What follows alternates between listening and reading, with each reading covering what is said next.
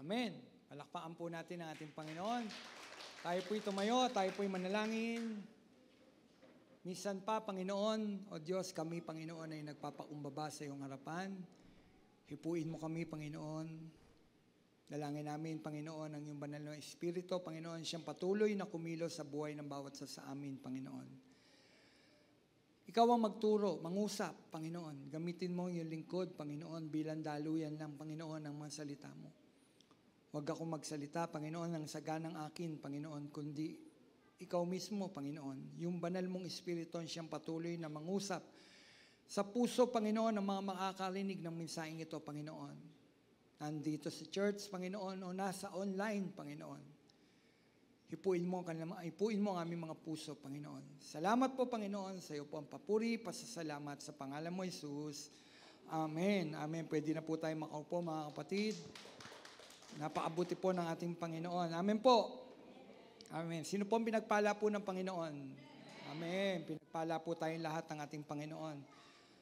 Amen. Ito nga po ay may pamagat na humility. Kung mayroon po kayong mga Bible, makibukas po kayo sa akin sa John, chapter 13, verse 3 hanggang 5. John, chapter 13, verse 3 hanggang 5. Ang sabi po dyan ay ganito. Alam ni Jesus na ibinigay na sa kanya, ibinigay na sa kanya ng Ama ang buong kapangyarihan. Alam din niya siya'y mula sa Diyos at babalik sa Diyos.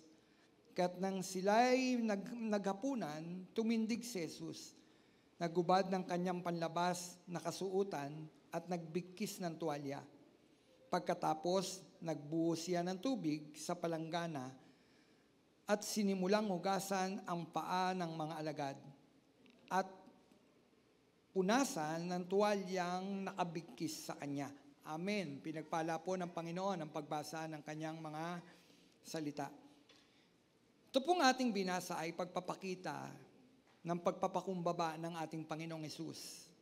Sa tagpong ito, siya ay nagbigay ng magandang halimbawa sa mga alagad na dapat daw tularan. Ano ang dapat? Tularan. No? Tularan ng mga alagad. Ang magandang pagkilos na ito, ng paghuhugas ng paa, ay nangyari sa huling gabi ng buhay ng ating Panginoon dito sa lupa. Ginawa yun ni Jesus upang, ipakita sa kanyang mga alagad kung gaano niya kamahal ang mga ito. So ginawa daw yun ng ating Panginoon para ipakita kung gaano niya kamahal ang mga ito. Ipinakita ni Jesus sa mga alagad na bagamat siya ay Panginoon, kaya niyang magpaababa. Anong sabi? Bagamat siya ay Panginoon, ay kaya niyang magpaababa. Kaya niyang magpaababa dahil sa pag-ibig niya sa mga alagad. Amen? Ito rin ay paghahatid sa katotohanan sa mga alagad, sa paglilingkod sa isa't isa. No? Halimbawa, mismo nga ang ating Panginoon naghugas ang paa ng mga alagad. Ang gusto ng Panginoon, maglingkod rin ang mga alagad sa isa't isa. No po? Kaya sinabi ng ating Panginoon sa verse 15, binigyan ko kayo ng halimbawa at ito'y dapat ninyong tularan, ang sabi. No, sinabi niya, binigyan ko kayo ng ng halimbawa at ito'y dapat ninyong tularan.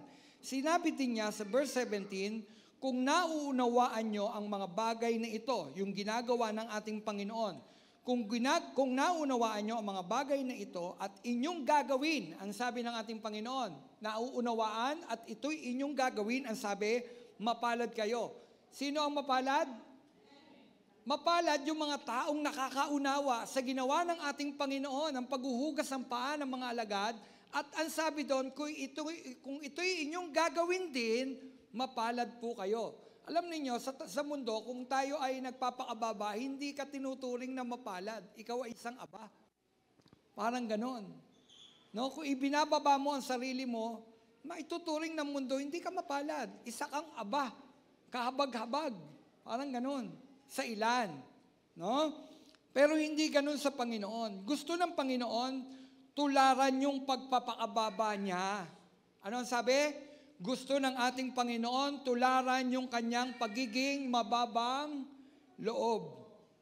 Amen. Ang sabi doon, ng verse 17, kung nauunawaan nyo ang mga bagay na ito, at ito'y inyong gagawin, mapalad kayo.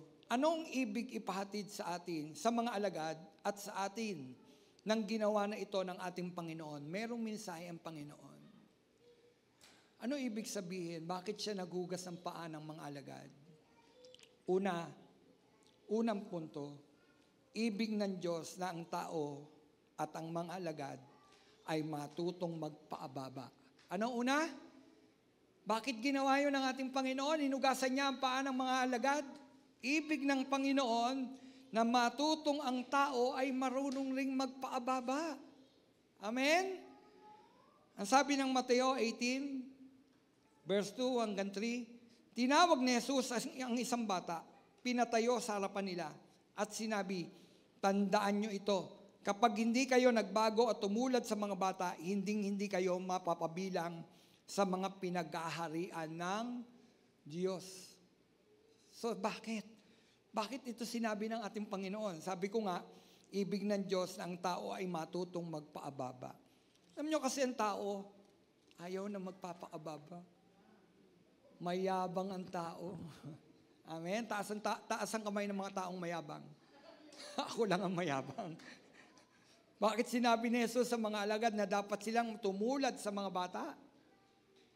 No, sabi tumulad daw tayo sa mga bata. Sabi ng Panginoon, tumulad kayo sa mga bata. No? Tumulad kayo sa mga bata. Bakit? Bakit ito sinabi ng ating Panginoon? Kasi nagtatalo-talo ang mga alagad. Ano daw? Nagtatalo-talo. Habang sila'y nasa daan, nagtatalo-talo sila. Kaya ang sabi ng Marcos, chapter 9, verse 33 hanggang 34, ang sabi, at nang dumating sila sa Capernaum, nang sila'y nasa bahay na, tinanong ni Jesus ang kanyang mga alagad. Anong ginawa ni Jesus? Ng ating Panginoon, tinanong niya ang kanyang mga alagad, at ito ang tanong niya, ano ba ang pinagtatalunan ninyo sa daan? Sabi ko nga, nagtatalo-talo eh. Ang sabi ng Panginoon, o ano ang pinagtatalunan ninyo sa daan? Ginawa ito ng ating Panginoon nung sila'y nasa bahay na. No? Tinanong sila ng ating Panginoon.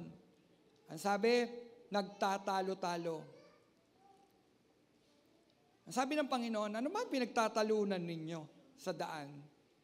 Hindi sila kumibo sapagkat ang pinagtatalunan nila kung sino sa kanila ang pinakadakila. Mga kapatid, ano daw ang pinagtatalunan ng mga alagad? Kung sino ang pinakadakila.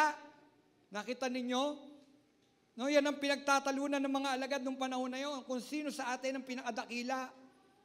Yan ang pinagtatalunan ng mga alagad. Kung sino sa kanila ang pinakadakila.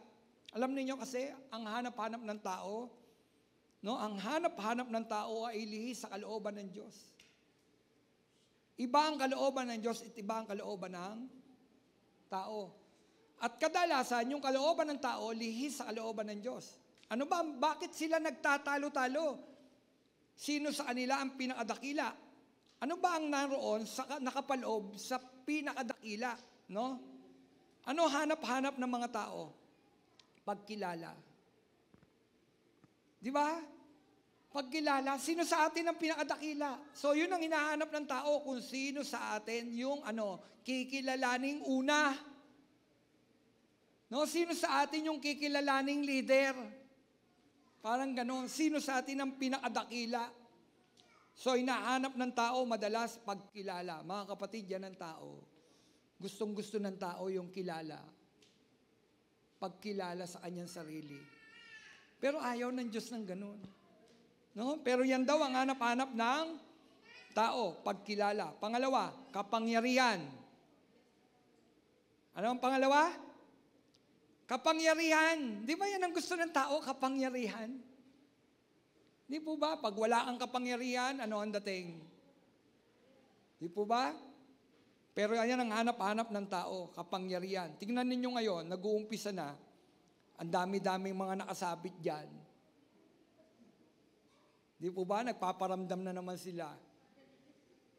Di ba? Kasi nga gusto ng tao na sa kapangyarihan. Pag may kapangyarihan ka kasi iba dating. Iba ang dating. Alam niyo yan kasi ang tao. Gusto ng tao kapangyarihan. Gusto ng tao pagkilala. Amen? Kaya sabi ng Panginoon, kapag kayo pupunta sa handaan, huwag kayong uupo sa pangunahing upuan. Doon kayo sa pinakaabang upuan. Lagi ang Panginoon nagtuturo ng pagpapakababa. No? Hindi pagmamataas at hindi pagkilala sa sarili. Kasi yan ang gustong-gusto ng mga saserdote noon, mga eskriba. Kilalang kilala sila, lagi silang may posisyon. Kinikilala sa lipunan. No? Yan ang tao. Ano pa? Posisyon. Gustong-gusto ng tao ang posisyon. Maging sa church, gusto ng tao may posisyon. No? Posisyon. Kaya lang, gusto mo ng posisyon, wala ka naman paglilingkod sa kapwa.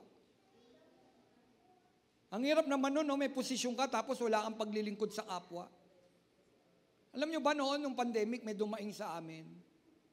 May dumaing sa amin, nag-chat.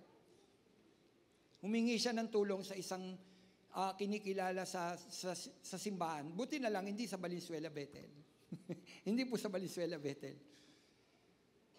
Nangangailangan siya ng tulong, pero kahit kailan daw siya lumapit, hindi siya tinulungan. Pero may posisyon sa simbahan. Kapatid, anong silbi ng posisyon kung wala kang paglilingkod sa kapwa? Nakuha niyo po? So meron kang posisyon, no? May pagkilala ng tao, pero yung paglilingkod sa kapwa, wala. Wala. Kaya lang gusto ng tao ng posisyon. No? Posisyon. Ano pa? Hanap ng tao ay pagtaas. No? Pagtaas. Alam niyo ba yung pagtaas? Yan ay ugat ng pride. Yung tinataas ka, tinitingala ka. Yan ay ugat ng pride. Yung dating mababang loob, kapag nagkaroon na ng kapangyarihan, nalulunod saan? Sa kapangyarihan. Tama po ba? Kaya alam nyo, mahirap lang magkaroon ng masyadong malaking kapangyarihan. Napakahirap umalis. Nakakalunod ang kapangyarihan. Alam nyo po ba yun? Nakakalunod ang kapangyarihan. Halos nga ayaw nang umalis sa kapangyarihan. Kasi nga, nakakalunod ang kapangyarihan. Ang sarap pakinggan ng lagi kang tinatawag ng Sir. Sir, dito ka na umupo. Kapag dumating ka, espesyal na espesyal ka. Di po ba ang sarap noon? Pag dumating ka, mayroon ka sariling upuan, nakalagay ito, reserve, VIP. Di po ba? Yan ang masarap. At yan ang gustong-gusto ng tao, VIP ka. Pero ang turo ng Panginoon, huwag kang uupo saan? Sa upuan pandangal. Baka mapaya ka, baka mamaya mayroong mas mataas na taong dumating, higit sa iyo, at sabihin sa iyo, hindi po sa inyo yan. Mupo ka daw dun sa abang upuan, at pagkatapos pupunta, yung mayroong handaan at sasabihin, wag po kayo dyan, dito po kayo umupo sa upuan pandangal. Nakuha nyo, bakit tinuturo ng Panginoon yon? Kasi gusto ng Panginoon, ang tao, ang mga alagad niya, ang mga tagasunod niya, laging marunong magpakababa. Amen? Ang pagtaas o pagkilala ay pinagmumula ng kayabangan. Ang pride ay opposite ng humility. Ano daw yung pride? Opposite ng humility. At si Satanas ang pinagmumula ng kayabangan at pagmamataas. Sino ang hari o prinsipe ng kayabangan? Si Satanas. Kaya kapatid, kung mayabang ka, ang Diyos mo, si Satanas. Nakukuha niyo po? Kung gusto mo pagtaas at pagkilala, hindi si Kristo ang Panginoon mo. Kasi si Kristo mapagpakumbaba. Nakukuha niyo po mga kapatid? Si Kristo ay mapagpakumbaba. Si Satanas ay nagpapakataas, nagmamayabang, kaya nga naalis sa langit eh. Bakit? Tingnan niyo binigyan na si Satanas, dati siyang si Lucifer. Song leader sa langit. No, si Lucifer, song leader, at siya'y kinikilala ng mga anghel, pangunahin sa mga anghel. Tala sa umaga. Maganda si Satanas. No, maganda siya. Kaya lang meron siyang ugaling hindi maganda. Ano yung ugaling hindi maganda ni Satanas? Mayabang, mapagmataas, gusto niya ng kapangyarihan, binigyan na siya ng posisyon sa langit, gusto pa niyang higitan o pantayan ng ating Panginoon Diyos. Kita niyo yun? Di ba? O, sino ngayon ang prinsipe ng kayabangan? Di si Satanas. Di po ba? Alam niyo ba, yung sandata ni Satanas na yan, hanggang ngayon epektibo na ginagamit niya. Tingnan nyo ang tagal-tagal na niya yung ginagamit. Sa mga anghel, ang dami niyang nakuha. Nagrebelde sa Diyos. No? Nagrebelde sila sa Diyos.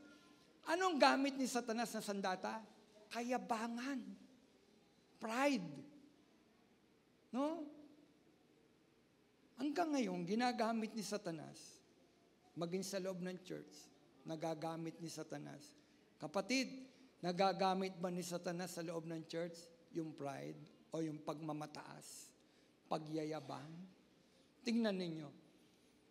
Kapag hindi ka nakilala, isa ka sa gumagawa sa loob ng church, tapos hindi nabanggit yung pangalan mo, nagtatampo ang ilan. O ano po? May nagtatampo, hindi na ako magse-serve kay Lord. Hindi naman nabanggit ang pangalan ko. Kapatid, di ba? Yan pa rin yung gamit-gamit ni Satanas hanggang ngayon, maging sa loob ng simbahan, na ang tao ay matutong magmataas.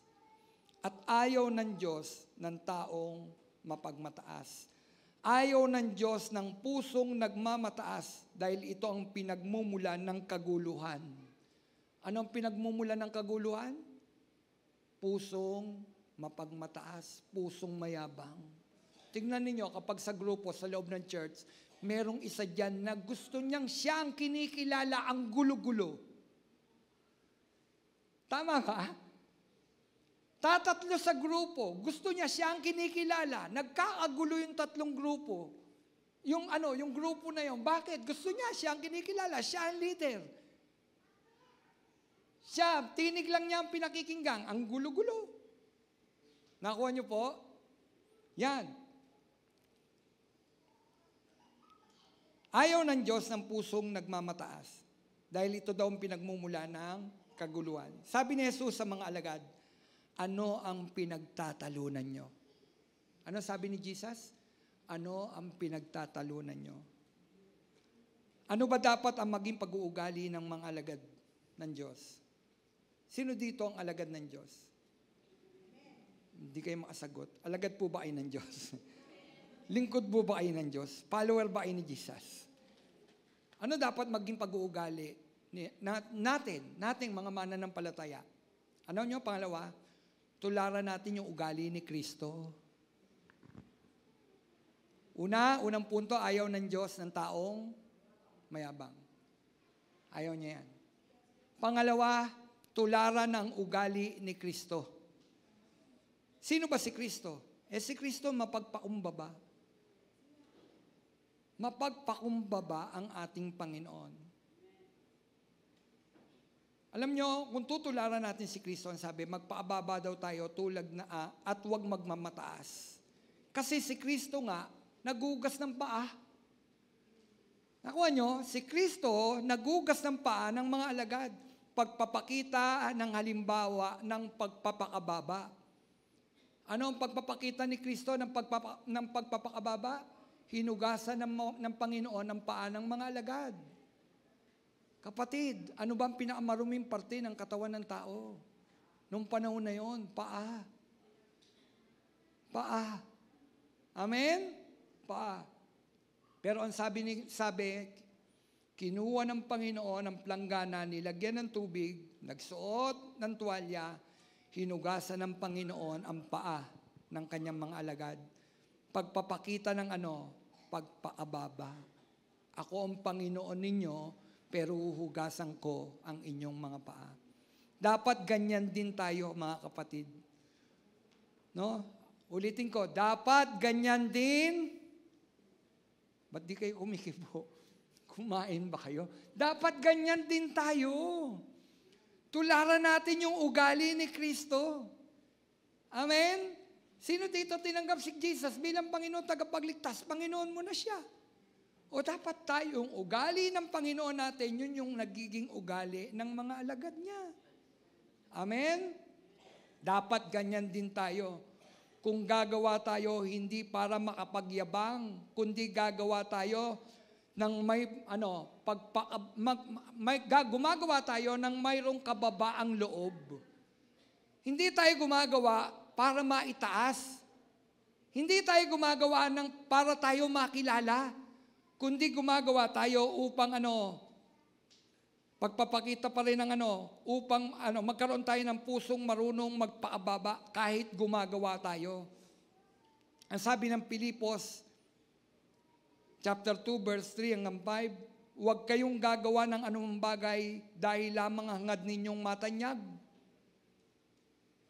Mga kapatid, sabi ni Paul, paalala ito sa mga alagad. Sulat niya ito sa mga taga-Pilipos, sa mga Kristiyano doon. Huwag kayong gagawa ng anumang bagay dahil lamang hangad ninyong matanyag. Bakit sinabi ni Paul yan? Kasi nakikita niya sa mga Kristiyano, gumagawa, pero gusto maging tanyag. Nakuha niyo po? Gusto pagkilala, gusto posisyon. Pag wala siyang posisyon, hindi siya sasama.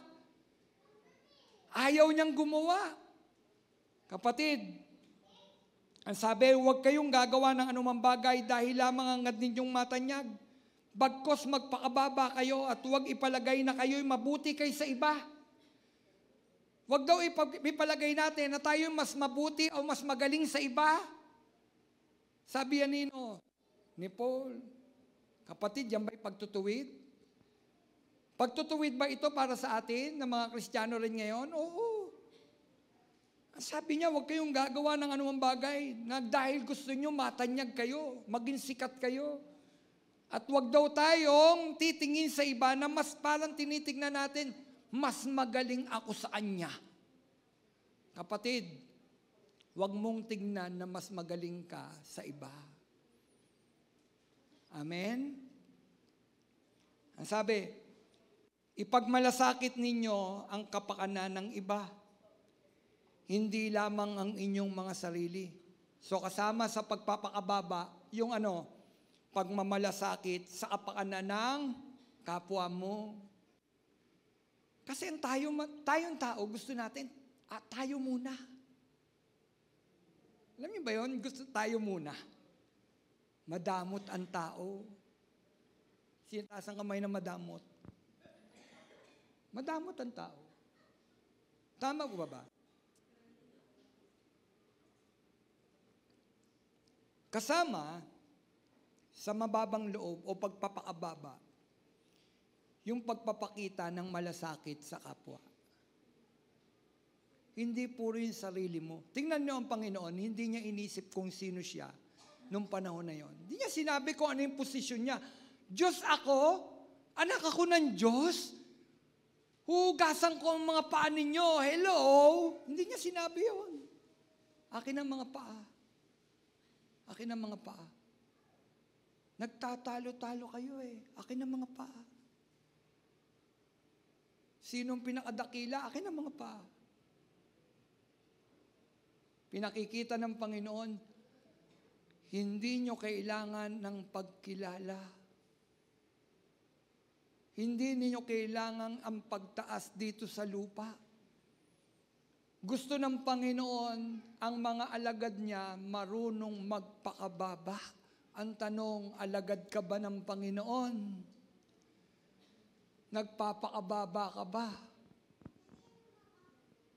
Kapatid, tandaan natin, kapag tayo, wag natin ring wag mo itatanyag yung grupo mo lang. Wag mo itatanyag yung grupo mo lang.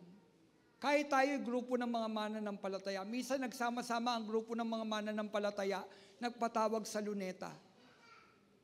Nagpatawag sa luneta, grupo ng mga mananampalataya for prayer. Prayer para sa bansang Pilipinas. No? Tapos ang nangyari, tumayo na yung MC, sumigaw siyang, ang galing-galing talaga kapag ka ganitong grupo. Sila yun. Sila yun. Tapos sumigaw yung kapatid ko, kapatid, hindi lamang yan church nyo ang narito.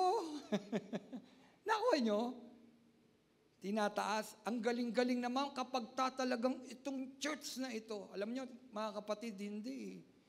Dapat hindi ang church, hindi yung grupo mo ang tinataas mo. Dapat ang tinataas natin si Jesus. Amen? Dapat si Jesus ang tinataas natin. Hindi grupo. Hindi yung ating kinabibilangang grupo. Ang galing-galang naman pagka-AG. Hindi AG. No, hindi AG. Wala sa grupo yan. Huwag mo itaas ang sarili. Huwag itaas ang grupo.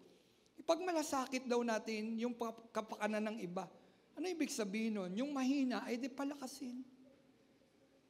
Nakukuha nyo? Yung mahina, di palakasin. Mahina itong simbahan na ito, di magtulungan tayo. Nakuha nyo? Hindi tayo magmayabangan, kundi magmalasakitan tayo. Bakit? Isang parte nga tayo ng katawan eh. Natandaan niyo yung sermon ko noon? Sino ang ulo? Si Kristo. Bahagi tayo ng iisang katawan. Bakit magmamalakihan ang bahagi ng iisang katawan? Hindi pwedeng magmalaki ang bahagi ng iisang katawan. Pag nagmalakihan ang bahagi ng isang katawan, nagkakagulo. Nagkakagulo. Amen? Magmalasakitan. Ang sabi ng verse 5, magpakababa kayo tulad ni Kristo Jesus. Kapatid, ang sabi ni Paul, magpaababa kayo tulad ni Kristo Jesus. Tanong, si Kristo ba ang Panginoon mo? Si Kristo po ba ang Panginoon nyo? Ang sabi, magpaababa tayo. Iwaksi ang kayabangan at isuot ang ugaling nagpapaababa. Itapon na natin yan. Yung kayabangan na yan, itapon na natin yan. No? Itapon mo, kapatid. Kasi bakit? Hindi nga kay Kristo eh. Yung ugaling mapagmataas, mapagmalaki. Alam niyo, minsan nga mga anak nagmamalaki sa magulang. Tama po ba? May mga anak na nagmamalaki sa magulang. Ang hirap lalo kung Kristiyano, tapos nagmamalaki. Di po ba? O, mga member, nagmamalaki saan? Sa simbahan, sa pastor. Hindi na ako dadalo dyan sa pastor na yan. Di po ba? Hindi tayo nagmamalaki yan, dapat. Magpaababa kayo tulad ni Kristo. Iwaksi na natin ang kayabangan at isuot ang ugaling nagpapaababa. Ang sabi ng Colosas 3:8, kayo'y hinirang ng Diyos. Anong sabi? Kayo ay hinirang ng Diyos, itinalaga para sa Kanya at minamahal Niya. Kaya't dapat kayong maging mahabagin, maganda ang kalooban, mapagpakumbaba, mabait at matiisin. Sino ito? Kanino ito sinasabi? Sa atin. Sa atin. Tanggalin na natin ang kayabangan. Bakit kayo ay mga hinirang daw ng Diyos? So ano kayo? Ano tayo? Hinirang ng Diyos. Kung tayo hinirang ng Diyos, ang sabi, ilagay na natin yung alin? Yung ugaling maabagin, maganda ang kalooban, mapagpakumbaba. Kapatid, mapagpakumbaba ka ba? Mabait at matiisin. No? Dapat yan ang pag-uugali ng mga mananampalataya. Lumakad tayo sa kababaang loob. Yan ang kalooban ng Panginoon. Ang sabi ng Micah, chapter 6, verse 8, itinuro na niya sa inyo, o tao, kung ano ang mabuti, at ito ang nais ni Yahweh. Maging makatarungan ka sa lahat ng bagay. Patuloy mong ibigin ang iyong kapwa at buong pagpapakumbabang sumunod sa inyong Diyos. No? Yun ang sabi. lumakad tayo ng may kababaang loob sa harapan ng ating Panginoon. Kapatid, kalooban ba ng Diyos na ang kanyang mga anak ay lumalakad ng may kababaang loob? Bakit tinawag ng Panginoon Diyos ang bata? Kung hindi kayo tutulad sa mga bata, hindi kayo mapapabilang sa kaharian ng Diyos. Bakit tinawag ng Diyos ang mga bata? Alam niyo bakit? Pansinin niyo ang bata, hindi naghahangad ng posisyon. Naghahangad ba ng posisyon ng mga bata? Hindi. Naghahangad ba ng pagkilala ang mga bata? Hindi. Hindi. Madalas ngang mabuli ang mga bata. Di po ba? Sabi ng Panginoon, tumulad kayo sa mga bata. Mga kapatid, kanino daw tayo tutulad? Sa mga bata. Tingnan nyo ang mga bata, may matututunan po tayo. Ang mga bata nag-aaway, huwag kayong papatol, huwag natin papatulan. Bakit? Bati na ang mga bata, nag-aaway pa yung mga magulang. Tama ba? Yung mga bata nga sila eh. Bata nga sila. So ngayon yung bata nag-aaway. Pag nag-aaway mamaya yung bati na, yung mga magulang, sila nag-aaway. Ang sabi ng Panginoon, magpaababa kayo. Magpaababa. Kapatid, tama bang magpaababa? Ang Panginoon nagpapakababa. Iniwan ng karangyaan ng langit. Sipin ninyo yun. Iniwan ng Panginoon ang karangyaan ng langit. Para kanino? Para sa iyo. Para sa akin. Ano ba tayo? Sino ba tayo? Ano ba tayo? Kapatid, ano tayo? Para iwan ng Panginoon ang karangyaan ng langit. Magkatawang lupa, magkatawang tao ang Panginoon. Tapos mamatay lang sa krus? Sino tayo? Pero tingnan ninyo, nagpaababa ang Panginoon.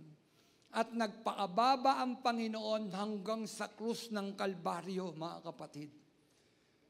Ano daw? Nagpaababa ang Panginoon hanggang sa krus ng Kalbaryo. Humantong ang kababaang loob ng Diyos hanggang siya'y mapako.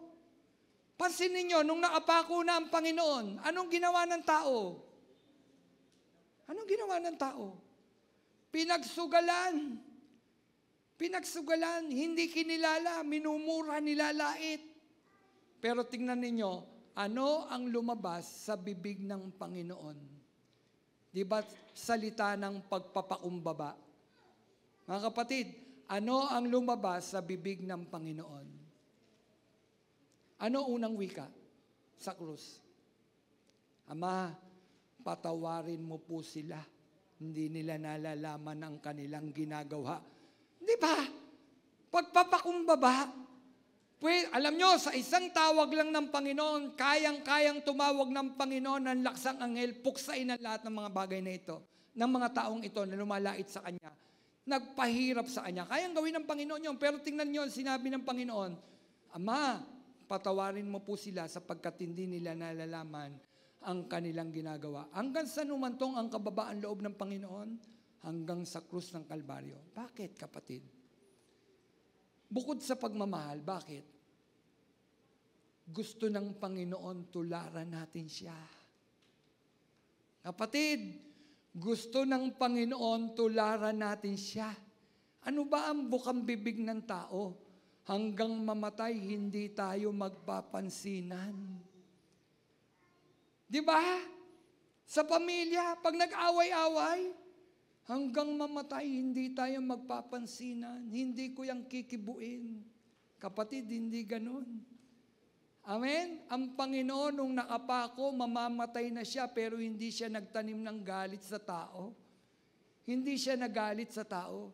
Hindi niya sinumpa ang tao. Yung lumabas sa bibig ng Panginoon, yon ay bigkas ng pag-unawa, bigkas ng pag-ibig, bigkas ng pagpapakumbaba ng Panginoon Diyos. Amen? Ngayon, kung yan ang ating Panginoon, anong dapat mong gawin kung alagad ka ng Panginoon? Tularan natin. Ano daw? Tularan natin. Kapatid, mapagpakumbaba ka pa. Mapagpakumbaba ka ba?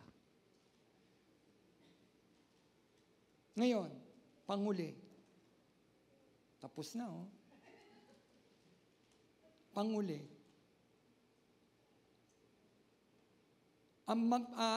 May pagpapala sa pagpapakumbaba. Alam niyo ba may pagpapala sa pagpapakumbaba?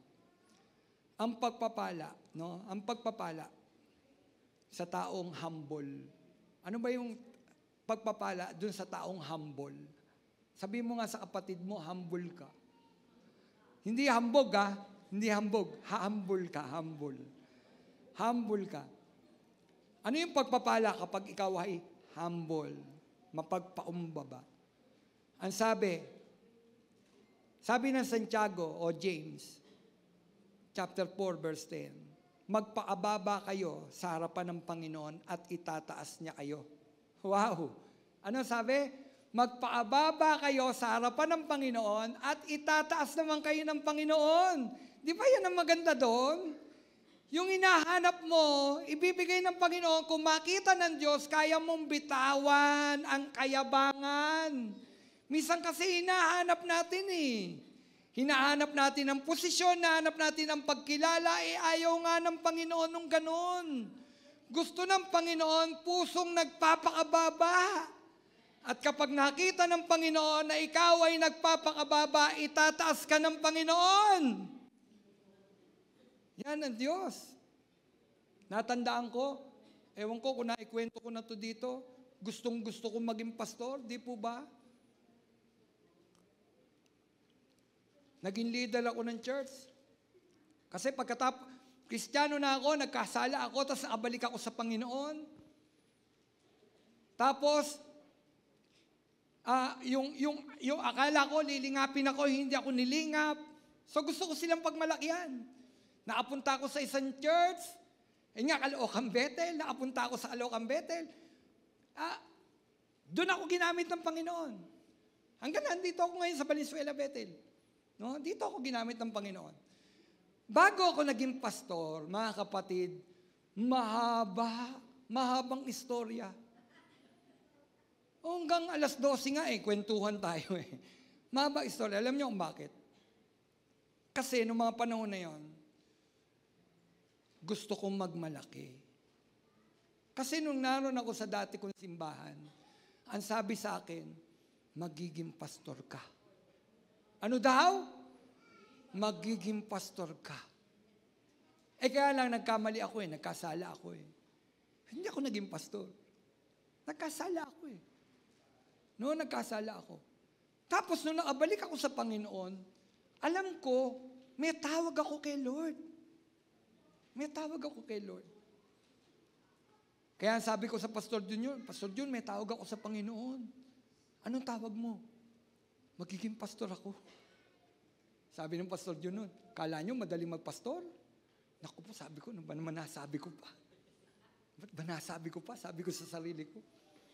Tapos nun, pilit ako ng pilit, gusto kong maging pastor. Gusto kong maging pastor. Pero noong mga panahon na yon, binibigyan na kami ng trabaho ni Pastor Jun ng pastoring. Pinupupunta niya kami sa mga ganitong church. Wala pa kaming lisensya. Pumunta ka dyan, mangaral ka dyan. Tinetrain na niya kami. Kaya lang ang puso ko, bagamat nagagamit na ako ng Panginoon, pero yung puso ko, gusto kong makapagmalaki. Gusto ko nung hawak ko lisensya. Katibayan na ako isang pastor.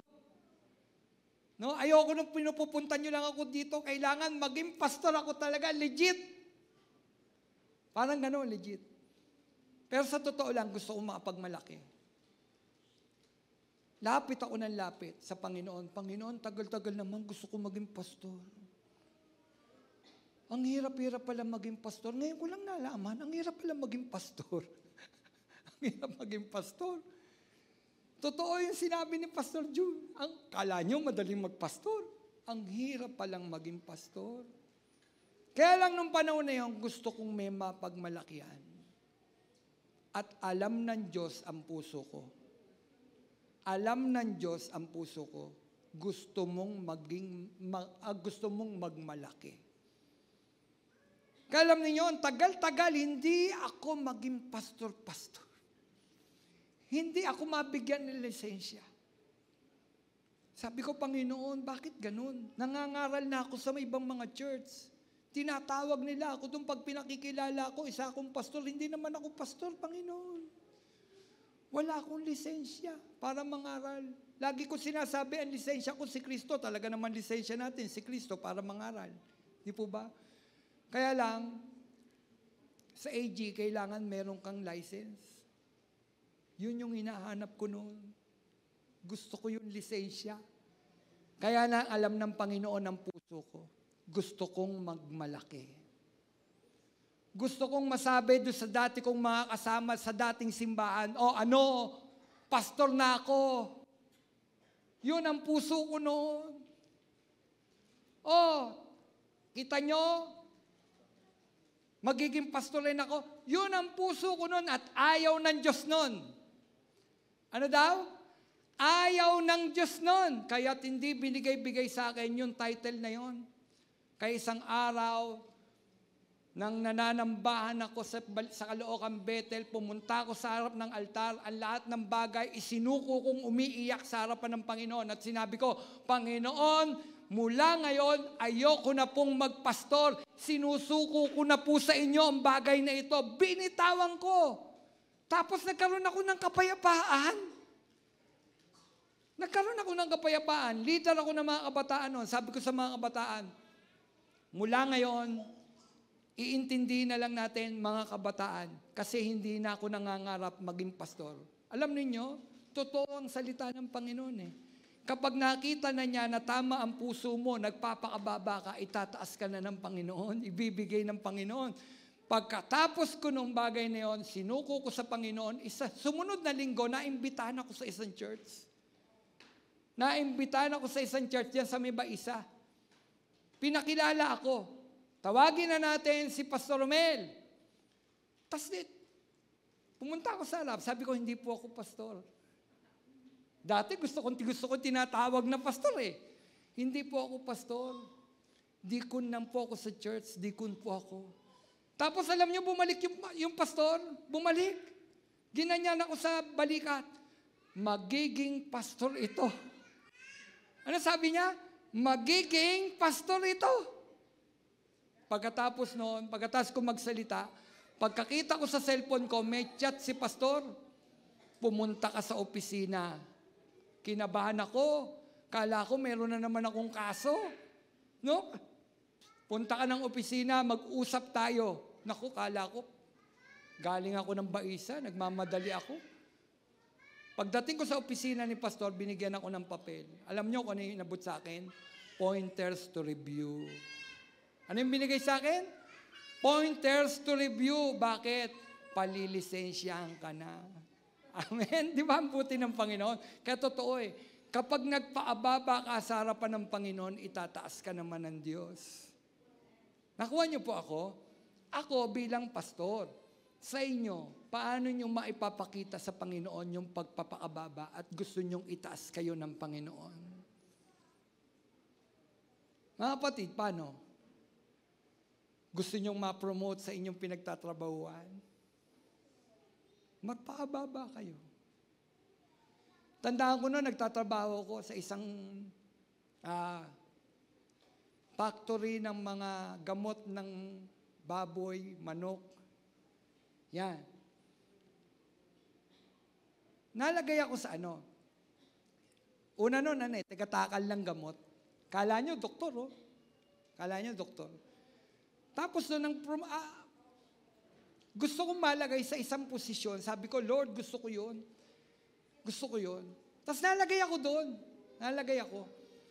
Tapos alam niyo yung ginagawa ko, pumupunta ako ng maaga, hindi nila alam. Hindi alam ng supervisor ko, pumupunta ako ng maaga. Alam niyo ginagawa ko? Kasi marami kaming sabon eh. Yung mga shampoo ng manok, alam niyo ginagawa ko, naglilinis ako ng CR. Kapatid, hindi ko trabaho yun ha.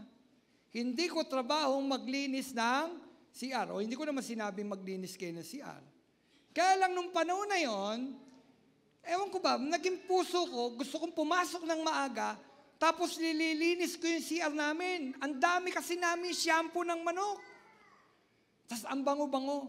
Pagdating ng supervisor, sino naglinis? Di ako kumikibo. Hindi ako kumikibo. Alam niyo ang ginawa ng supervisor? Dumating siya ng maaga. No, dumating siya ng maaga para makita niya kung sino ang naglilinis. Inabutan niya ako.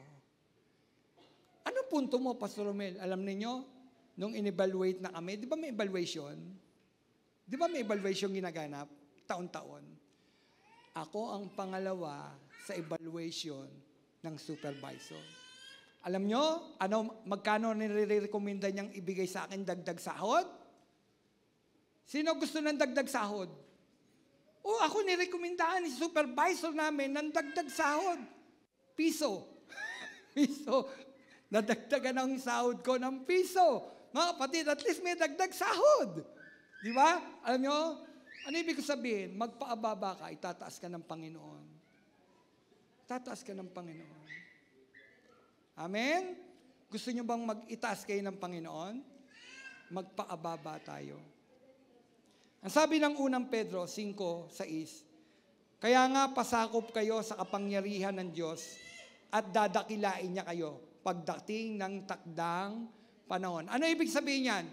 Kapatid, hindi ka man kilalanin sa daigdig na ito.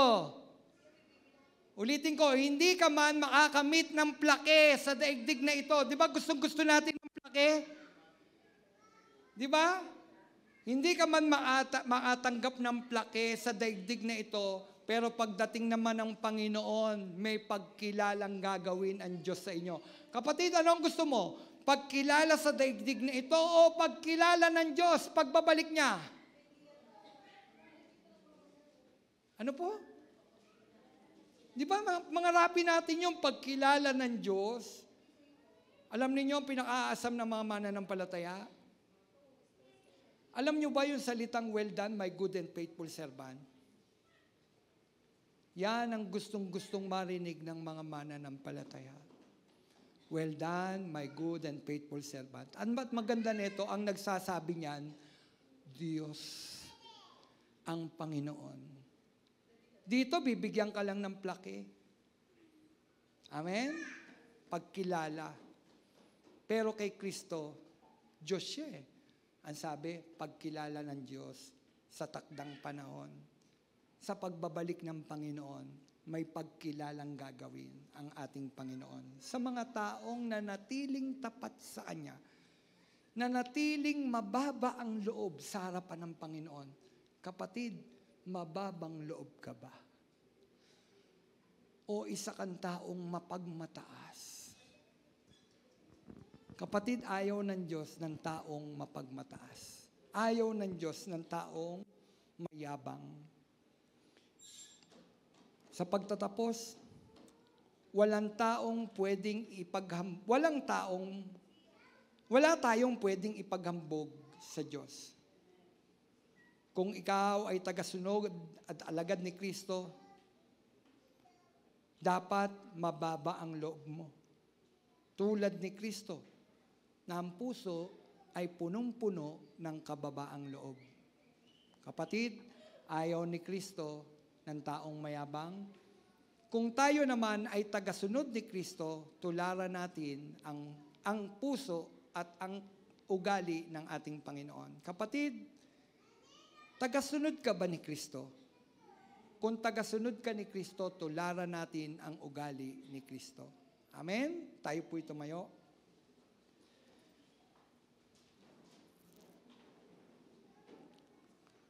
Dakilang Diyos, mayabang po kami. Gusto namin, Panginoon, ay pagkilala at pagtaas. At ayaw mo po niyan. Ama, bigyan mo po kami, Panginoon, ng puso, Panginoon, na nagpapakumbaba, nagpapasakop sa iyo, Panginoon. Kinikilala ka bilang Panginoon Diyos. Hindi kami ang Diyos ng aming mga sarili, Panginoon.